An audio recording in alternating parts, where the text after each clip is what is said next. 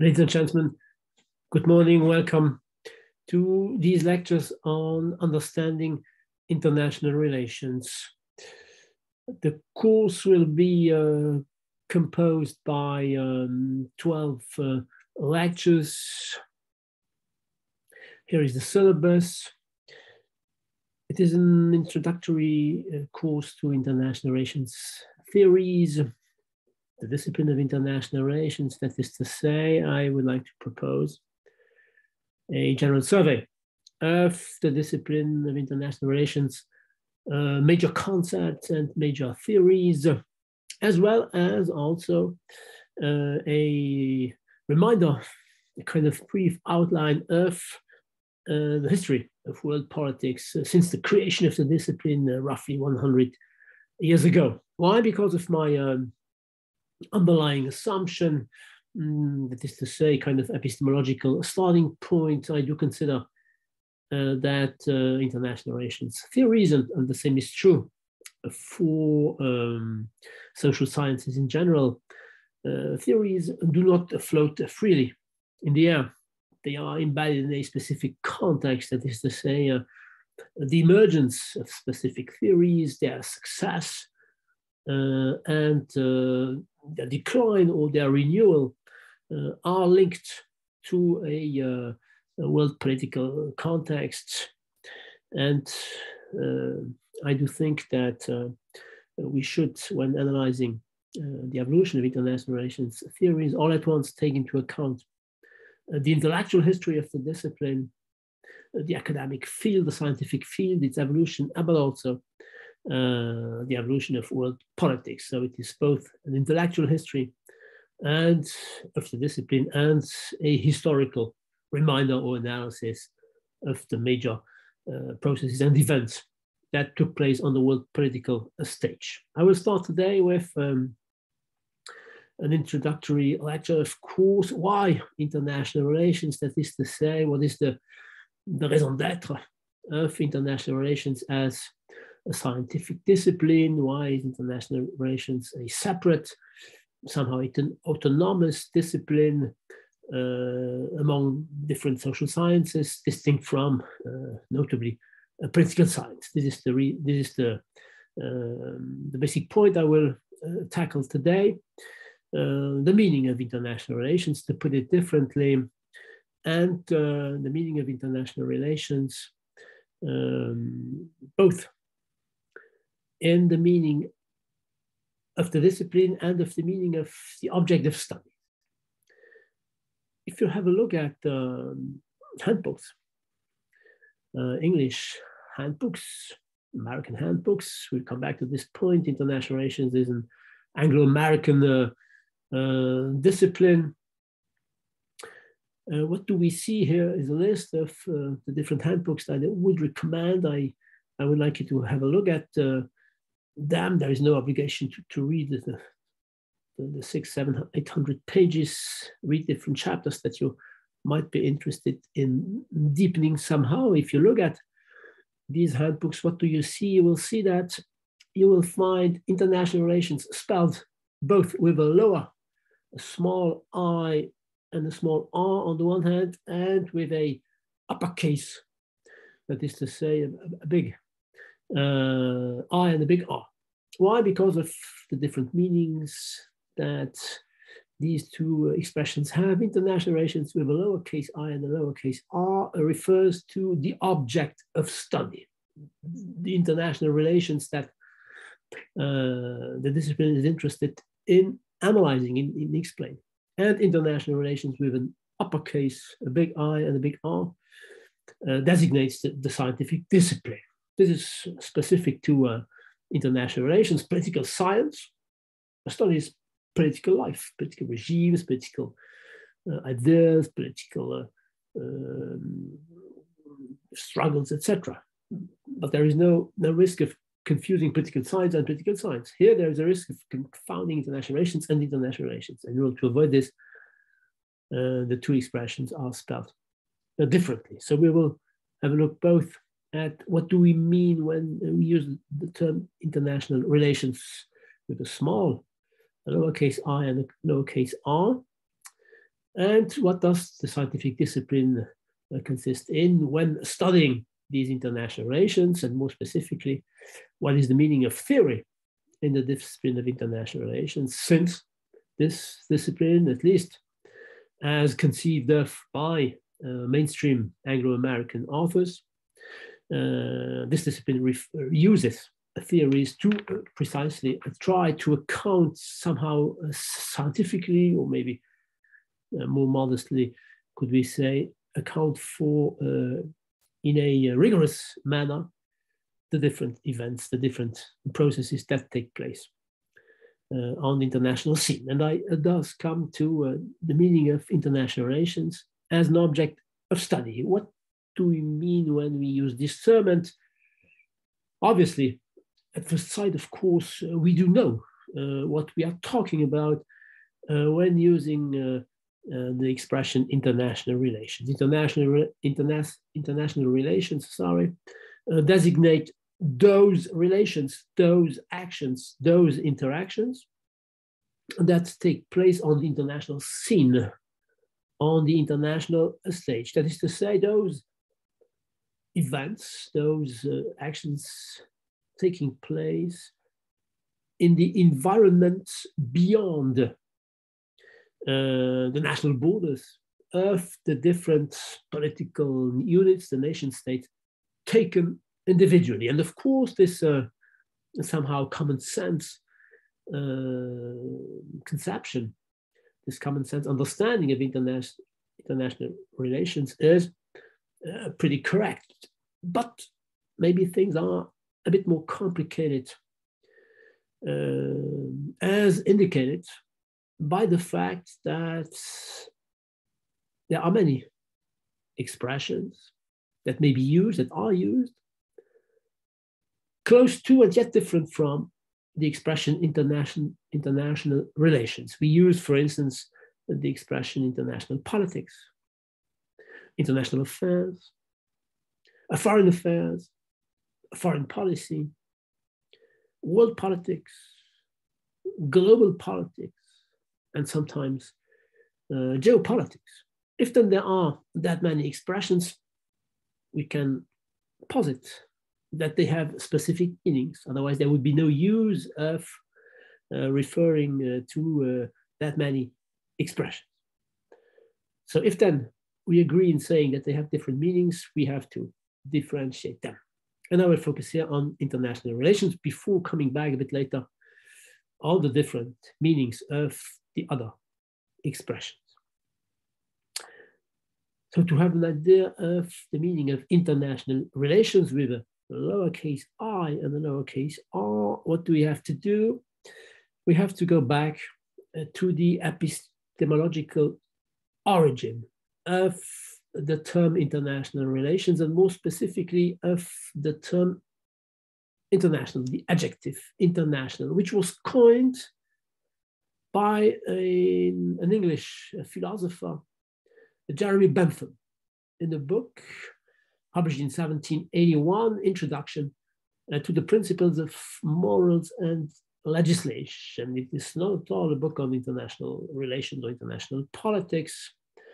It is a book within which Jeremy Bentham proposed a kind of reform of the then existing criminal code in Great Britain. And he started his book by distinguishing two sets of law, of legislation: domestic law on the one hand, and international law. Domestic law designates the set of rules aiming at regulating relations, aiming at resolving conflicts among people living within one and the same nation state.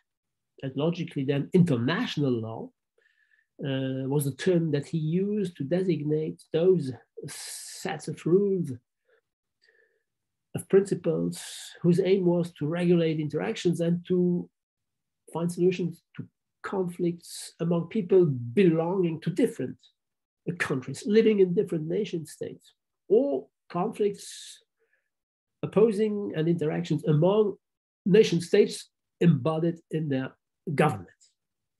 It is this second term, international law, which we are interested in here. By international law, of course, Jeremy Bentham designated the sets of treaties, of principles, of international customs that existed among states. When states interacted on the international scene, they most of the time referred to and respected the different treaties that they had signed, that they had established. And of course, these treaties had been existing for many, many centuries. They had not been invented in the 1780s or in decades immediately before the 1780s when Bentham coined the expression international law. However, and this is the important point, in previous centuries, these treaties were not considered to form international law. They were considered to form what was then called the law of nations. Law of nations. Now, international law means law among nations.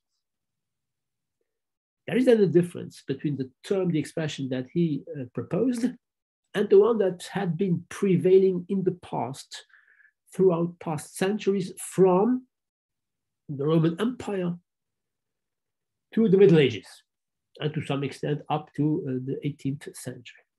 Law of nations, in French, droit des gens, which itself is the equivalent of the Latin expression ius gentium.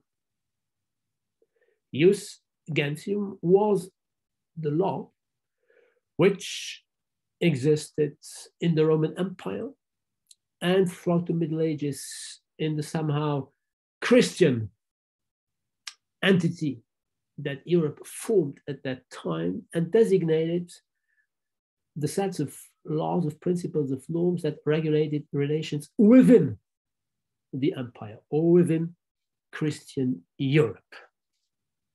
And therefore, ius gentium was translated by law of nations. The different nations of the past, the different peoples, were part of an empire, of a superior entity. We might use the term nowadays of supranational entity.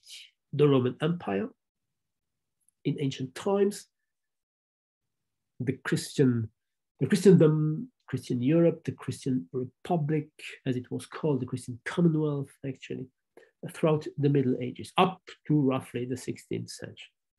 So Jeremy Bentham proposed to replace the expression law of nation by the expression law among nations, in the meaning of international. Inter in Latin means among, between. He therefore, and this is the reason why I proposed a new concept, he therefore emphasized the fact that when he proposed his expression, the political situation in Europe, the international political situation, was no more the same as in the past. In the past, indeed, from the Roman Empire to the end of the Middle Ages, the prevailing political, prevailing form to which the then existing societies resorted to organize themselves politically were empires. What is an empire? Ladies and gentlemen, an empire is a centralized political system acquired through violence by one entity, which will be called the core, the center of the empire. And this center will exert a vertical authority upon all the territories that are gradually conquered and integrated in the empire. And these territories, as distinguished from the core of the empire, will be called the peripheries of the empire, the Roman Empire, you know, that started in Rome, and then gradually the Italian peninsula was conquered, and then Spain, and today's France, and North Africa, the Near East, etc., even Germany on the west bank of the Rhine River, England, up to today's Scotland, etc., etc. So the peripheries were gradually militarily conquered and integrated, and the relations were vertical, hierarchical between the core of the empire and the peripheries. So the law of nations, the jus gentium within this empire, regulated relations among the different people and peoples living within the Roman Empire. Such an empire, ladies and gentlemen, in the past was a self-sufficient entity. That is to say, there were almost no relations between the different empires, among the different empires. The Roman Empire established at its borders walls in order to separate itself from the non-Roman world, which is considered to be barbarian. You may have heard of the limes, which was the Roman wall along the Rhine River in today's Germany. There was a similar wall in the British Isles, the Hadrian's Wall, roughly separating today's England from today's Scotland. The same was true beyond Europe. In China, the Chinese emperors established the Great Chinese Wall to separate their empire from the threats they considered to be emanating from outside. To put it differently, empires were self-sufficient. There were, in other words, no regular interactions among empires. There were no, we may use the term, inter-imperial relations. The only regular relations that existed within an empire, and they were hierarchical or vertical and not horizontal, because they were exerted, dominated by the core upon the peripheries. Though there were some exceptions in the past centuries, there are some examples of independent units that did not belong to a supranational entity and that had somehow regular interactions among one another. This was the case of the Greek city-states during the 6th, 5th, and 4th century before Jesus Christ. Athens, Sparta, etc., were autonomous independent units, and they had regular interactions. Same was true in China before the Chinese Empire was created, so-called the Chinese warring kingdoms. One of them defeated all the other ones and established the empire roughly at the same period. And in Renaissance Italy, 14th, 15th century, there were also 5, 6, 7 major city-states: Florence,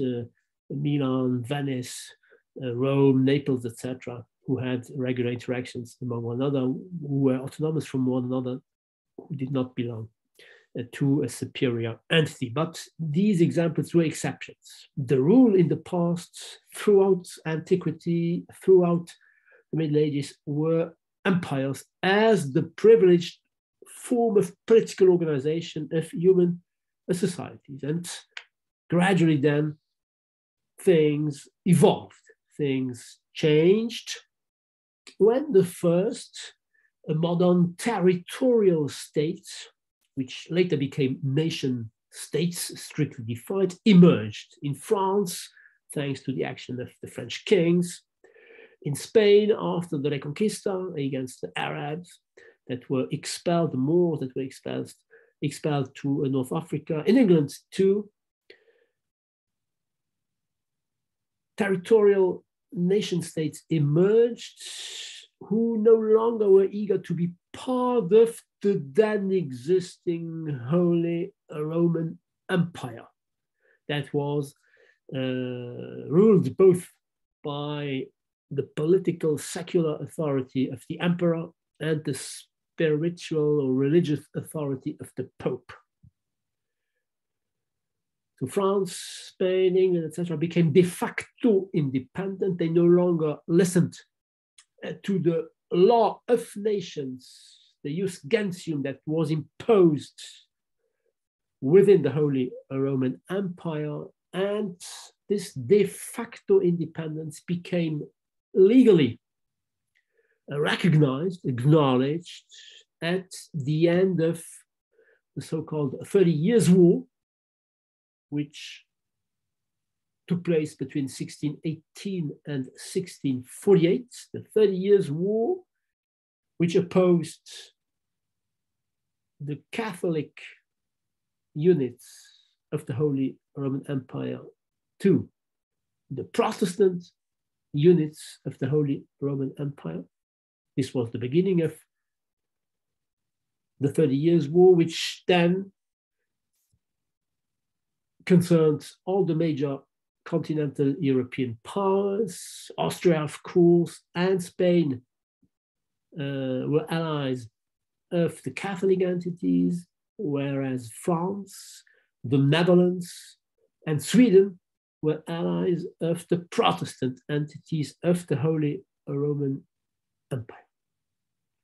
This war was won by the French and Sweden and the Dutch. And thanks to this victory, the imperial principle that had prevailed in the past was defeated, it was abandoned. And it was replaced by the new principle, the new norm, the sovereignty principle. The sovereignty principle, ladies and gentlemen, is at the origin of contemporary or modern international law and international relations. The sovereignty principle, and this is a very important point, has two dimensions: an external dimension and an internal dimension. The external dimension, the Latin expression is the following one: rex est imperator in regno suo, which means the king is emperor in his own realm. The king is emperor in his own realm, that is to say, he has no authority, no imperial authority telling him what to do. Which means, very concretely, that states are independent from one another and equal to any other state. No state, no entity, no nation state, no political unit independent is superior to any other one. Which means that no state is supposed to listen to whatever other state. And very concretely, this external dimension of the sovereignty principle is still valid nowadays. Of course, look at the General Assembly of the United Nations. The basic principle is the one state, one vote principle. Very small states, Luxembourg, the Fiji Islands, St. Kitts and Nevis, are legally equal to the US, China, France, Russia, etc. This is the external dimension of the sovereignty principle, established in 1648 when the Westphalian treaties were signed, putting an end to the 30 Years' War. And then there is an internal dimension of the sovereignty principle, summed up in the Latin expression cuius regio eius religio, whose realm, his religion. That is to say, the prince, the government, the statesman in a state determines the religion within the state. Which means, more generally, that states have the exclusive authority upon their territory. Every government within a state determines, at that time, the religion, nowadays the ideology, the political regime within the borders of the state concerned, and no other state is supposed to interfere in any other state's domestic affairs. The so-called non-interference principle, still existing nowadays, enshrined by the UN Charter. If you are interested in contemporary international politics, the Chinese government is pretty often criticized by Western governments, by Western NGOs, accused of violating basic human rights in Hong Kong, with the national security law adopted or imposed 2 years ago or so. In Tibet, against the minority, the Muslim minority called the Uyghurs. What does the Chinese government's response consist in? These are our domestic affairs. You Westerners, you are not supposed to interfere in our domestic affairs. So this non-interference principle, ladies and gentlemen, goes back to 1648. It is the internal dimension of the sovereignty principle, which was adopted in 1648. If then we come back to Jeremy Bentham and to his expression international law, well, international law precisely emphasizes the fact that the principles adopted by states regulate relations among sovereign nation states. And therefore we should call it international law and no longer law of nations, because law of nations meant those laws, those rules, those norms that all the nations respected within a superior entity. There is no more such superior entity, and therefore we have to use a new term, a new expression, a new concept, which is better describing the new reality that emerged and gradually consolidated after 1648. That is to say, roughly 130 years before Jeremy Bentham proposed his new concept of international law. From the domain of law, then, the term international, which was adopted in France in 1801, that is to say 20 years after being coined in Great Britain, from the domain of law, the term international gradually was transferred to and used in other domains, in non-legal domains, that is to say in political domain, in diplomatic domain, in international economics domain, etc., etc. And thus emerged the expression international relations, which did not exist before. International relations then meant, and this is the first definition, the tentative definition that I would like you to remember, international relations designates those relations, those interactions among independent nation states, among sovereign nation states. And these relations are regulated by international law. This was the first definition of international relations. If I say the first, this means that there will be a new one. I'll come back to this in a few minutes. Of course, we can quote Hadley Bull, one of the most important theorists of the discipline of international relations. We'll come back to him also in another chapter. He's a member of the so-called English School of International Relations. Hadley Bull, in his book, The Anarchical Society, 1977, proposed the following definition. The starting point of international relations is the existence of states. In order to have international relations, there must be states or independent political communities, and each of which then possesses a government, exerts sovereignty in a territory, that is to say, in a particular portion of the surface of the earth, and it regulates the behavior of a specific segment of the human population, the people living within the border of the state or the nation state, the independent political community concerned. This is the tentative definition of international relations. And to some extent, this is synonymous with what we spontaneously think of when using the term international relations. We are thinking of international relations, we are thinking when using the term international relations of relations among nation states and put into practice by their governments, their executive power. So independent nation states, if we should find a specific starting point, a specific date, go back to 1648, legally speaking.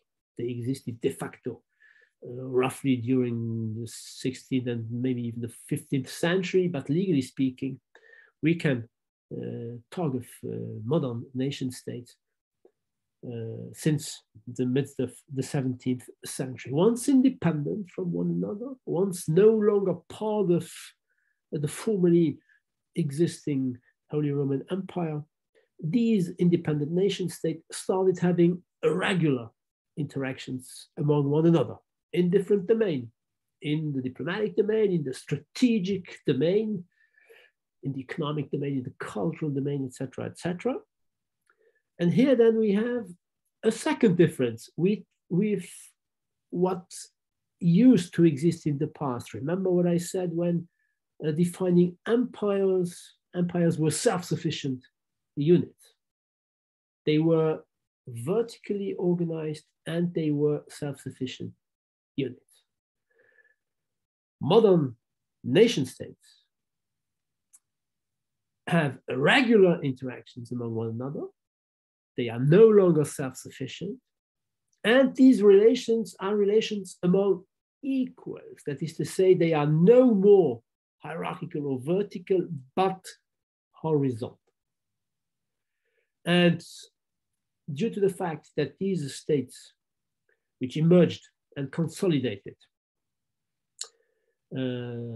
at the latest in the second half of the 17th century, these states, by multiplying interactions of different kinds with one another, ended up forming an international system. What is an international system? I once again quote Hadley Burr. It is a set, a group of states having regular interactions among one another. Regular enough, sufficiently regular, in order for every state to think of what other states might do before acting themselves. States, before undertaking an action on the international scene, must consider how other states may act. And this is due to what? This is due to the principal characteristic of international relations or of an international system, the fact that there is no authority above states. States are sovereign. I said this some minutes ago. They are independent from one another. They are equal to one another. They have not the right to interfere in any other state's domestic affairs. What does this mean? This means that the system that they form all together, due to the numerous interactions that they do have, this system is regulated by the laws that they do establish themselves. There is nobody establishing the norms and rules and imposing them upon states. Otherwise, they would no more be sovereign by definition. They would no more be equal to one another. To put it differently,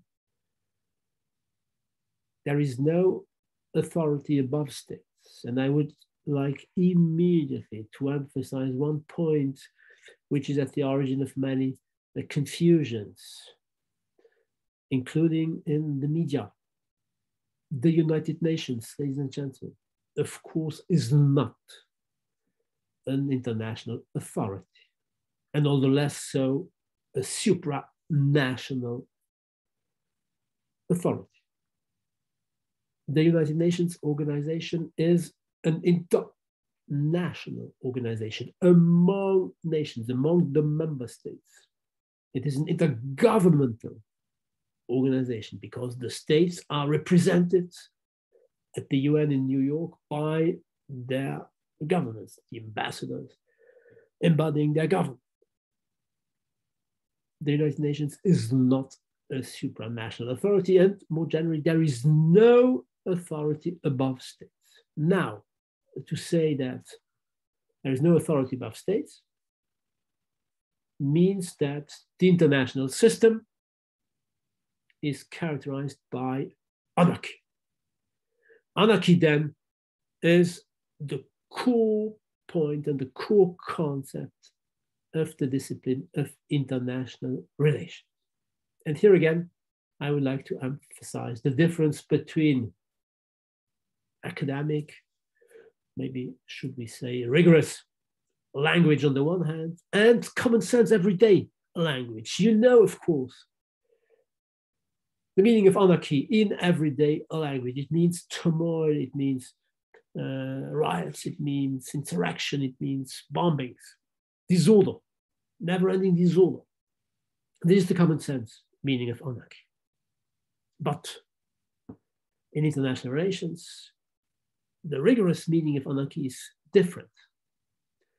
Once again, we have to go back to the etymological origin. Anarchy comes from the Greek anarchia, which was the term used by ancient Greeks when on the battlefield, the chief was killed and the warriors, the Greek warriors, did no longer know exactly what they were supposed to do, since there was no more leader telling them do this or that in order to win the battle or the war that they were fighting. Anarchia came from anarchos, the absence of a leader. And then it was generalized. It meant the absence of an authority, of a government, of a rule in the sense of government, not in the sense of norm or guiding principle. And this then, ladies and gentlemen, is the meaning that I would like you to remember, to say that, to claim, to posit, to postulate that international relations take place in an anarchical international system, to claim that states are in a state of anarchy,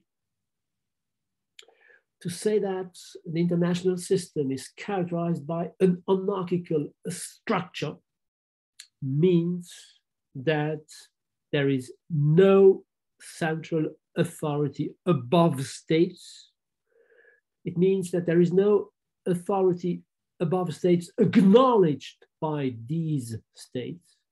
It means that there is no central authority telling the nation states or their governments what to do and what not to do, and likely to sanction, to punish them if they do what they are not supposed to do. Such a central authority exists in every nation state taken individually, but it does not exist on the international stage.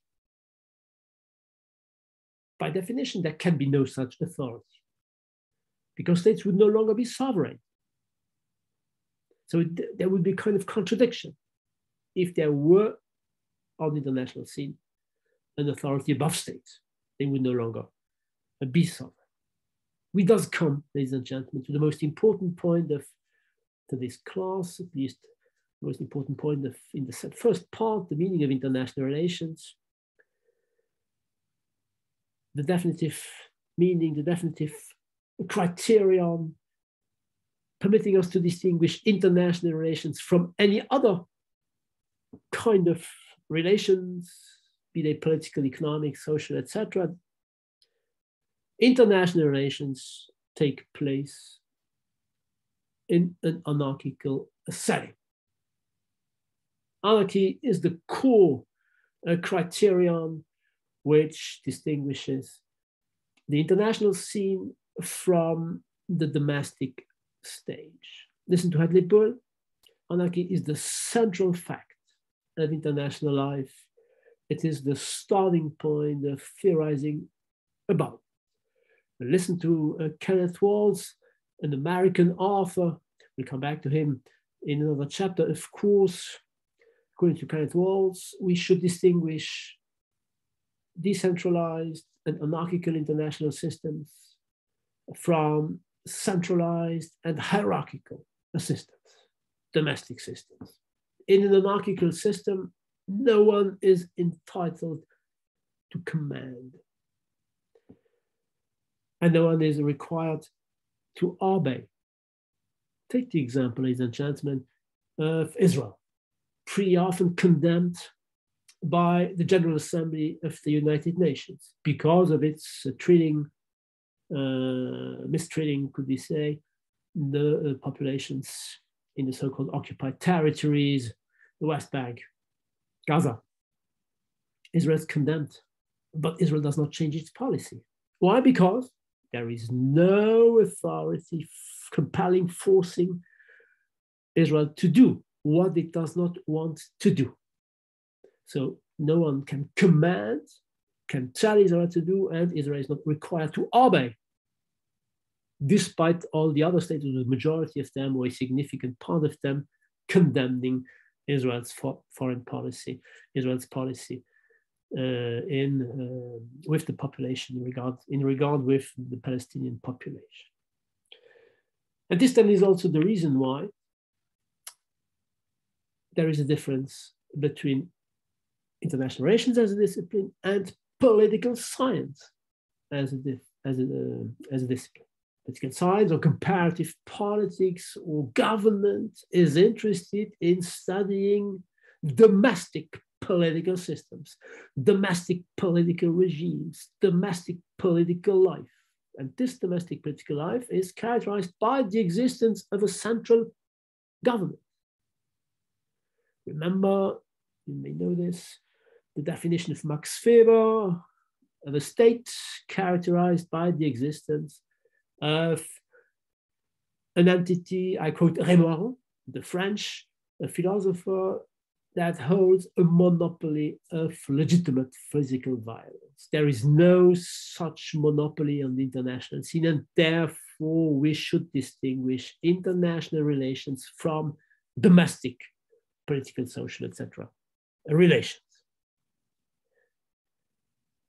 Two important remarks here, ladies and gentlemen. The term anarchy was coined and used for the first time in what was to become a bit later the discipline of international relations by a British author, George Dickinson, in a book published in 1916 called The European Anarchy. So he was the first to use the term anarchy. Philosophers who had proposed their analysis of international relations did not use the term anarchy, since it did not exist at that time, or it existed, but it was not applied to international relations. They used the term state of nature. We'll come back to this term. Philosophers such as Jean-Jacques Rousseau in France, such as John Locke and Thomas Hobbes in England used the term state of nature. So sometimes in even contemporary books, you may still find the expression state of nature. It is synonymous with state of anarchy. It means the fact that independent nation states have no authority above themselves and their relations take place in an anarchical environment. This is the first point I would like you to remember. And then there is a second preliminary point I would like to emphasize. Anarchy is considered to be the core criterion of the discipline of international relations by the majority of international relations scholars, at least mainstream scholars. There are, of course, as usual, critical voices who reject this criterion. but the majority considers anarchy to be what we may call the smallest common denominator. This is to say, the fact that anarchy emphasizes what is typical, specific, maybe should I say ideal, typical of international relations as distinguished from and maybe opposed to domestic relations. So it is the smallest common denominator. But anarchy is a negative concept. It emphasizes the fact that there is nothing above states. There is no authority above states. So this absence of something, this absence of an authority, this vacuum can be filled differently. And to some extent, there are many conceptions of what anarchy concretely entails, that is to say, of what the concrete consequences of anarchy consist in. And to some extent, the different theories that we will have a look at throughout our survey have different conceptions of the meaning of anarchy, the somehow positive meaning of what to put in the absence of central governments. For instance, realists, first and foremost, consider that the state of anarchy is synonymous with a never-ending state of war. There is always a risk of war. Liberals, we come back to the details, of course, of these different approaches, consider that the state of anarchy is first and foremost a state of cooperation. Despite the fact that there is no authority, states spontaneously do cooperate, though nobody tells them to do so. And then there is a kind of middle way between these two conceptions, the so-called constructivists and a more recent approach, claiming that, well, everything depends on what the units make of anarchy. They sometimes can make a state of war of it, or a state of cooperation, and even a state of friendship. We will see this in the chapters concerned. What I want you to remember then is that the majority of scholars agrees in saying that anarchy characterizes international relations.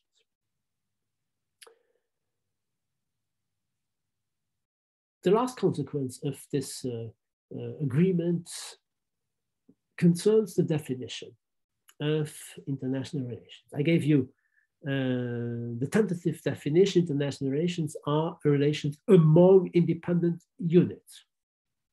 If we no longer focus on the units having interactions, but on the system within which these interactions take place, the environment, the setting. And if we emphasize the fact that this environment is characterized by anarchy, then we can come to the conclusion that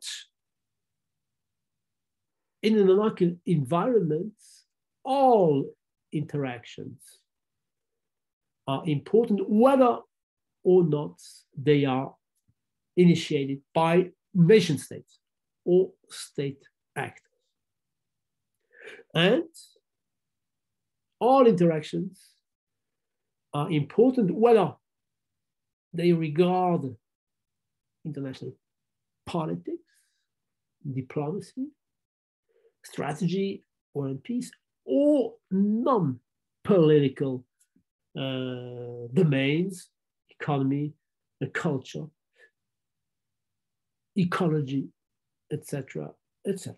We thus, ladies and gentlemen, come to the definitive definition of international relations. International relations are those relations, those interactions, those processes, those actions taking place in an anarchical environment, whoever the actor at the origin of these interactions, that is to say, be this actor a state or a state actor, government, or not.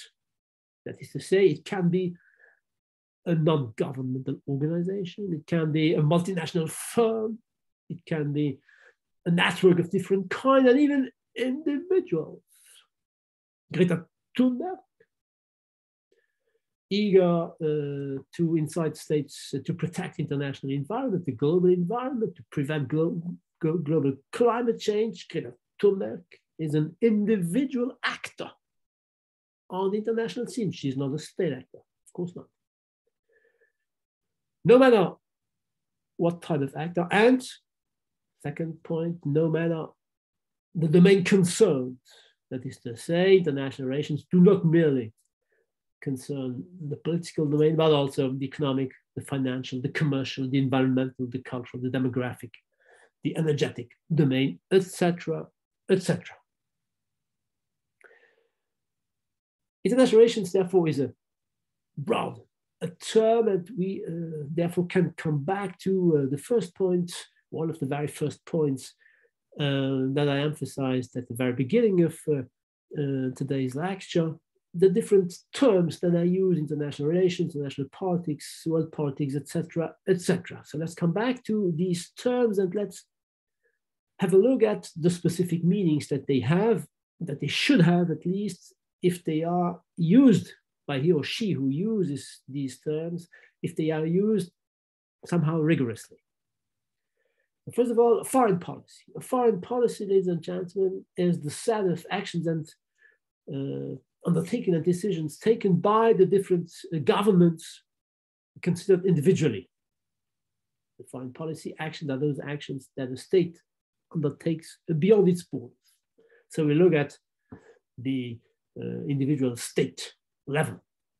International politics nowadays means international relations in the narrow domain, the traditional domain of war and peace, of cooperation and conflict, of stability and instability. It is somehow the common sense meaning of international relations.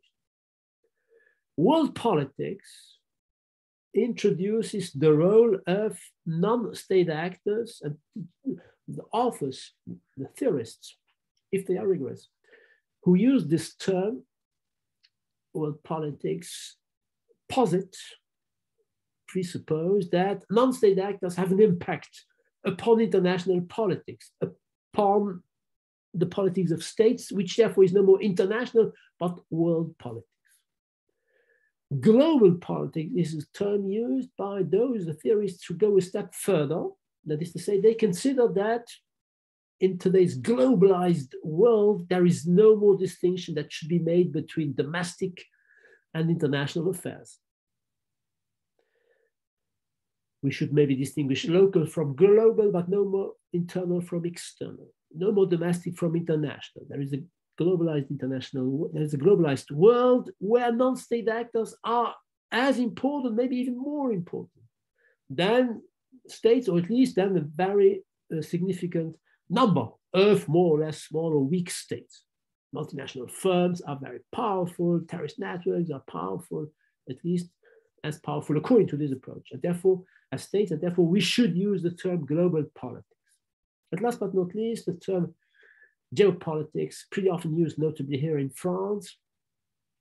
I would like you to be aware that the common sense meaning of geopolitics is no more meaning at all. It has no more somehow rigorous meaning at all. It is used to talk of the geopolitics of ethnic conflict, of drugs, of football, of religious diversity, etc., etc. Geopolitics has a meaning, had a meaning, it still has a meaning. It is an approach to politics in general, both domestic and international politics, claiming that politics is determined by geographic factors. It is an approach which goes back to the end of the 19th century, which was somehow successful. Nowadays, we have a critical geopolitical approach. I do not want you to use this term as a synonym with international relations. It is not synonymous with international relations. If you use it in the strict meaning of politics determined by geographical factors, I accept it. But I do not want it. I do not want you in my course, in my exams, of course, I don't want you to use it as synonymous with international relations, because this is not the case. So, ladies and gentlemen, I sum up the first point that we saw up to now. International relations are international relations that take place in an anarchical environment, that take place in an anarchical international system. to posit, ladies and gentlemen, that anarchy is the criterion which permits us to emphasize the specificity of international relations as distinguished from domestic relations. To posit this starting point, of course, amounts to somehow simplifying the complexity of the really existing world of international relations. That said, simplification is necessary if we want to undertake somehow a scientific, academic understanding of international relations. To simplify the reality in order to account for it is inevitable in scientific undertakings, be it social or natural, a science. Indeed, as a matter of fact, in order for science and academic science to exist, two the conditions must be fulfilled. First, the discipline must focus on a specific domain of reality. It must have a delimited object of study. We cannot study everything. It's too complicated to do so. We are unable to do so.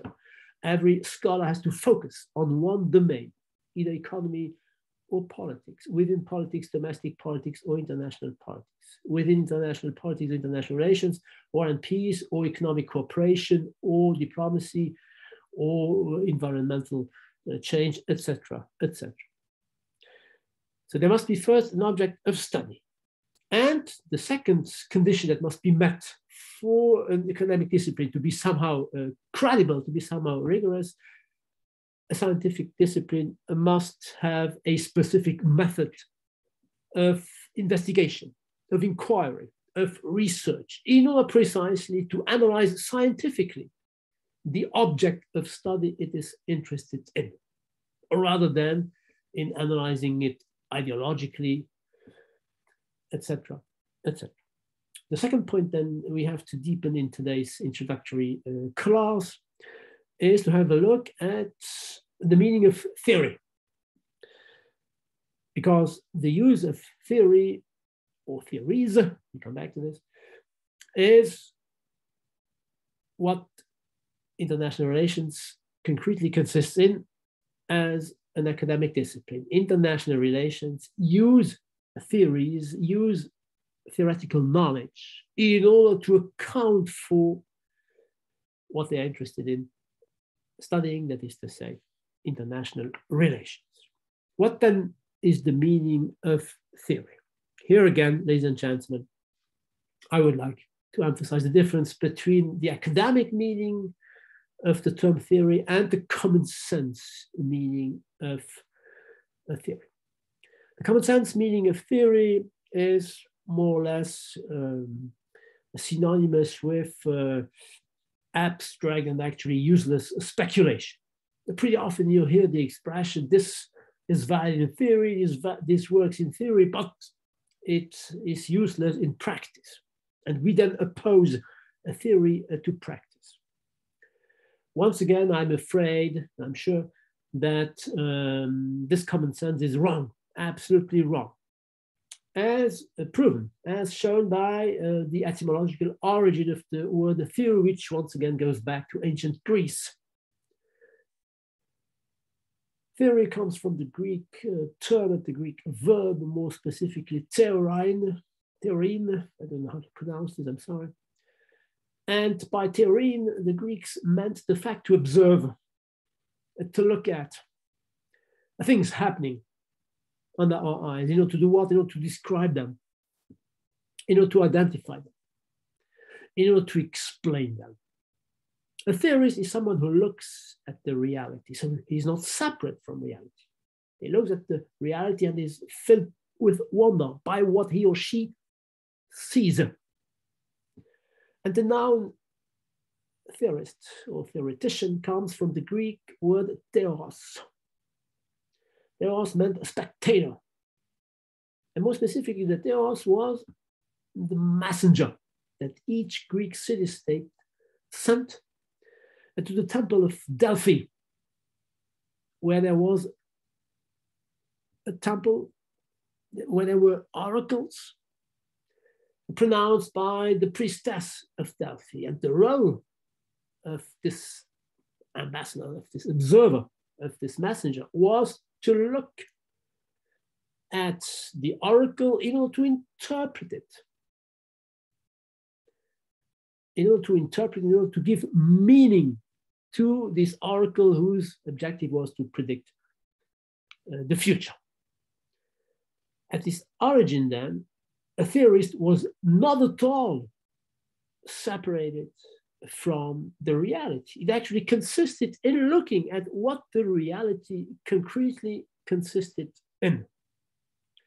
So theory, ladies and gentlemen, was built both on empirical observation, on empirical evidence on the one hand, and on logical, coherent reasoning or argumentation on the other hand. And the same is true nowadays. So what then is a theory? A theory is a set, a group of general statements based on empirical evidence and on logically coherent reasoning, and aiming at doing what? And aiming at accounting for a group of phenomena. That is to say, the aim of theory, ladies and gentlemen, is to ask how question. How do things occur? This is the descriptive function or mission or objective or goal of a theory, to describe how things occur. In hard sciences,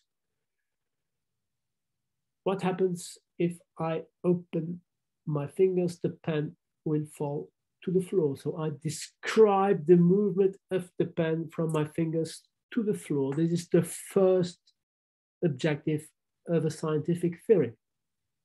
And then the second objective is to ask why questions.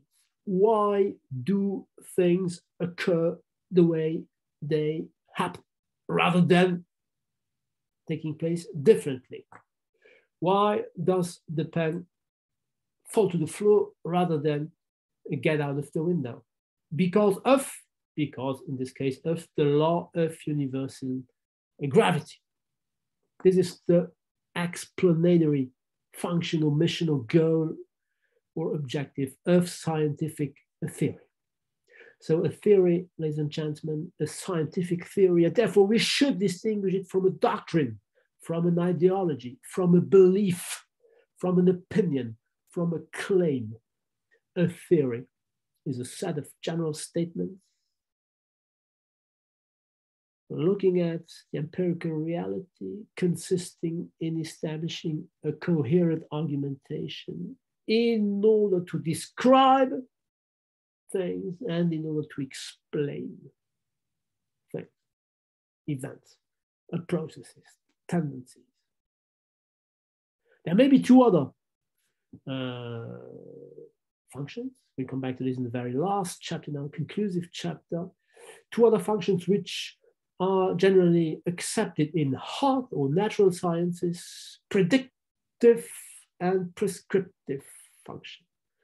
That is to say, what will happen in the future and what should we do if we want this or that to happen, or if we want this or that not to happen, if we want to prevent something from happening. These are the predictive and the prescriptive functions. In social sciences, and therefore in international relations theories, not everybody agrees upon these two last functions. There is a kind of division within or among the social scientists. I would say that hardcore positivists accept the four functions. Non-positivists, and all the more so post-positivists, we come back to these differences in another chapter, would rather claim that it is illusionary to try to predict and to try to prescribe. We'll come back to this point in the very last chapter. What I want you to remember today is that a theory aims at describing or identifying international relations, in our case, in our discipline, and it aims at understanding or explaining why international relations take place the way they take place. And I would like to quote Hans Morgenthau, who is one of the most important theorists of the 20th century, realist, at the origin of so-called classical realism. We will see this approach in our chapter 3 in his book, Politics Among Nations, published in 1948. This is what he wrote. This book, Politics Among Nations, purports to present a theory of international politics consistent with the facts, so it's not separate from reality, and within itself, it is logically coherent, whose aim is to do what? To bring order and meaning to a mass of phenomena that, without this theory, would remain disconnected and unintelligible. Without theory, ladies and gentlemen, we comment on international politics. What we do not analyze it, we do not understand it, we do not explain it. And the aim of this class precisely is to propose a survey of the different theories whose aim precisely is to account for international relations. There are many theories, ladies and gentlemen. International relations is a plural discipline, many contending, it is a competitive theories. I do hope that it is also a pluralist discipline, that is to say, the different theories do respect each other and accept to talk to one another. We'll come back to this point. There are many theories. Why? Because there is no consensus. As we already saw regarding the meaning of anarchy, there is no consensus on what we should study, which domain, which events. There is no consensus regarding the basic factors that we consider to be important. Is it power? Is it production? Is it identity? Is it gender? Etc., etc. Who are the basic actors? States, non-states, economic actors, non-governmental networks, etc., etc. So the history of the discipline of international relations is the history of the controversies, of the debates among different approaches, proposing among different theories, proposing different explanations, because focusing on different domains and considering different actors to be, depending on the different approaches, more important or less important. The whole course then will be a survey of the evolution of the discipline from idealism to neoclassical realism.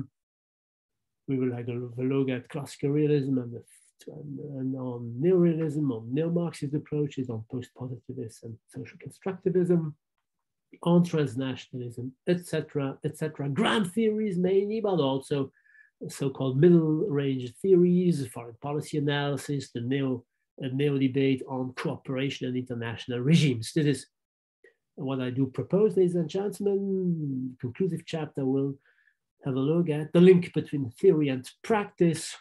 That is to say, is international relations discipline supposed to be practically useful for governments or for non-governments, non-governmental actors, non-state actors? Or is there another utility? I will provide my personal response to this question. That's it, ladies and gentlemen, for today's introductory class. I hope you enjoyed it. See you again next week. I wish you a great day, and goodbye, and see you pretty soon.